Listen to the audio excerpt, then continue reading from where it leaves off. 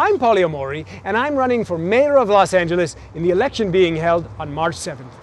Today is part of my ongoing series on what I love about the other mayoral candidates called Getting Candid with the Candidates over Coffee.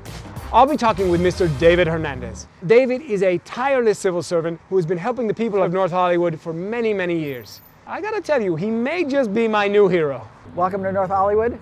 This is the first shopping center of its kind west of the Mississippi. So I'm seeing a lot of empty shops. It's called the Blighted City Syndrome. When the broken window begins and then the graffiti, instead of addressing the issue, it's allowed to foster.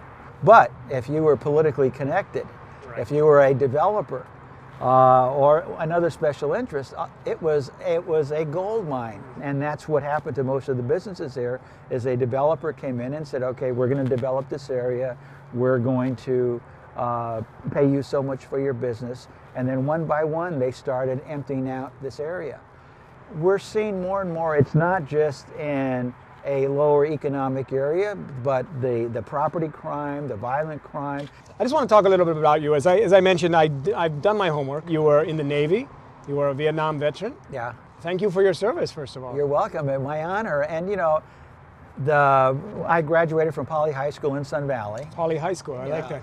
And by the time I'm 20, I'm doing 3 cruises around the world. This is during the Vietnam War. And to experience so many different cultures and then come back, you know, to North Hollywood. You came home and you took some of those lessons, and you've been doing humanitarian work. I mean, let's talk a little bit about the work you were doing with AIDS patients. I read a very moving story about a young man that you... There was this young man that I met, and he was basically trying to get clean and sober.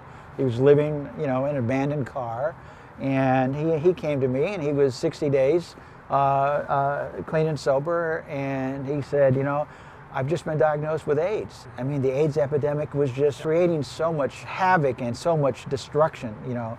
And he came to me, and I didn't know anything about it, but I could see that this young man wanted help. And so I asked him, you know, what do you want from me? And he goes, you know what, I'm going to die. You know, I've been on the streets. People look at me with disgust and pity. He goes, I don't want to be thought of that way when I die. And so we would just hang out together. I'd take him to the doctor. I'd take him to APLA. Beautiful. Help him. He was able to get housing. And when he died, I put on a memorial for him where 200 people showed up.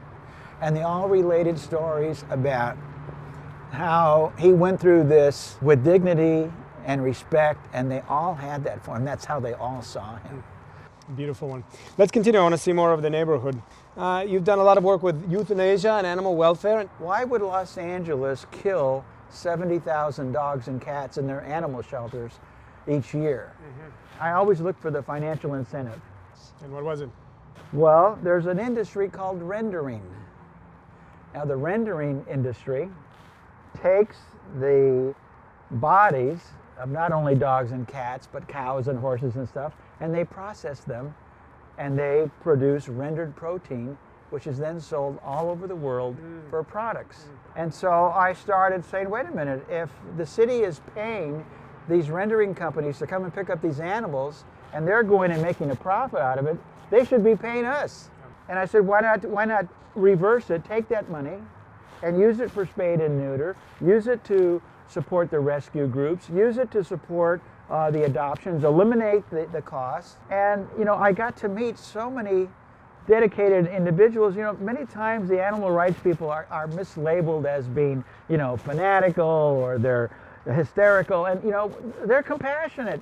They're enthusiastic. They care. But what I love is that you're open-minded, right? So your motivation comes from the heart first, and then you're looking at financially how we can be better and do better with saving money for the city and for the people. It's all wonderful things. It's all great stuff that you're doing. I love it. So your platform is divided into 4 key components. Correct. And the first one, correct me if I'm wrong, is personal safety and public safety. Well, I think circumstances really set where your priority should be. And when we look at the increase in especially violent crime since 2014, the arrest rate is down 9%. So while violent crime is up 40, the arrest rate is down now, and you have so many repeat offenders who are not getting caught. you know, our city is so much bigger than, say, Chicago, and yet there's so many more actual police on the streets in Chicago than what we have. Well, isn't that an issue as well? Well, I know that the goal for Los Angeles was basically they wanted 10,000 police officers. But what is happening is through attrition, they are losing a lot of officers, especially this year. But it's more, I mean, to train 600 officers, the cost that's involved there, the experience that's there, what we need to do is to rehire those 600 civilian employees. Get those officers out of those cubicles and put them on the street. Give them the resources that they need. The police department has taken on a much bigger role than before because of the increase in numbers, yet we haven't increased their resource to any degree. The second issue that I think you're very passionate about is services and our city infrastructure. Right. Well, yeah, you drive down any street, the potholes are they're everywhere, and it doesn't matter the community.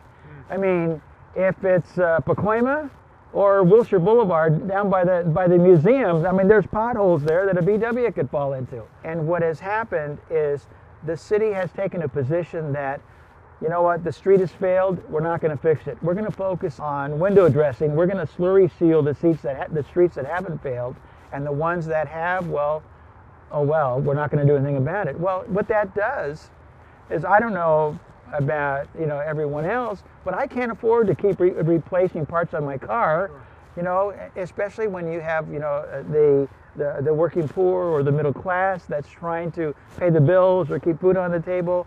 What people don't realize is there are funds coming into the city all the time. In 2012, the federal government made $1.2 billion available to the city of Los Angeles for two things: infrastructure and jobs. And we could have fixed every sidewalk in the city of Los Angeles.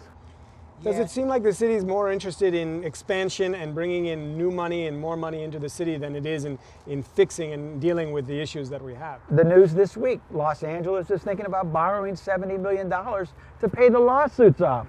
Well, those are lawsuits of seniors that are tripping over broken sidewalks, that are kids that are, you know, that people are being injured and sustaining life-changing injuries. So, number 3 for you. Here we are, we're surrounded by closed businesses. An open business creates jobs and generates tax revenue. We have to look at how the businesses are treated, how they're encouraged, and is LA really business friendly? What the city did in 2014 is they created an exclusive trash franchise for the city of Los Angeles. The trash monopoly. Right, and that's what it is. That's the trash monopoly. They divided the city into 11 zones. They told companies to submit a proposal for one of the zones, but their requirements indicated that this had more to do with organized labor than it had to do with the environment or efficiency. Or how did we get to a point where all these large corporations are the ones that have come in and are working with the elected officials and with organized labor, individuals that are saying, well, we're against corporations, yet they're feeding right into it. So your fourth? It's an issue that's important to you. I mean, and it's the homelessness in Los Angeles.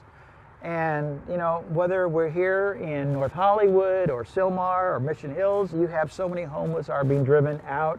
They're either going north, up in the Southern Tahunga area where you have a lot of the wash and the open space.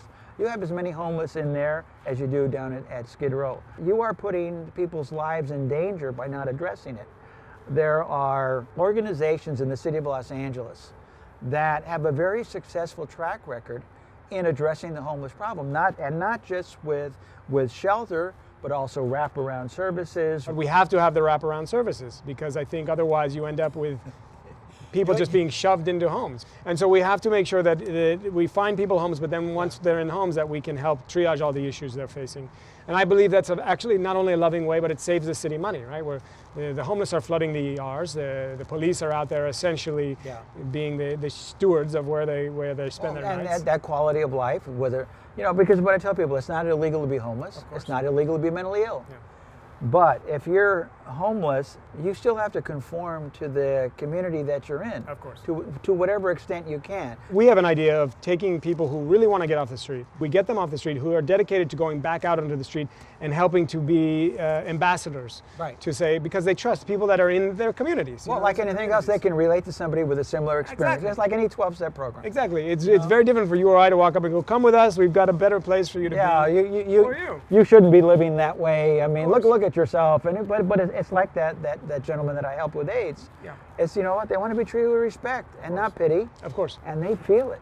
Absolutely. And it's like, you know what, I'm not going to take any help from you. Who are you to judge me? So one of the issues that I've identified as something that's important to our campaign is the runaway film industry. That, you know, Los Angeles was founded on entertainment and on film. Hollywood. I mean, And that's what people think of. That's what people think of. And yet productions are fleeing Los Angeles in droves to go to other states and other countries that offer much higher and better tax incentives. Do you feel like that's an important issue for our local economy?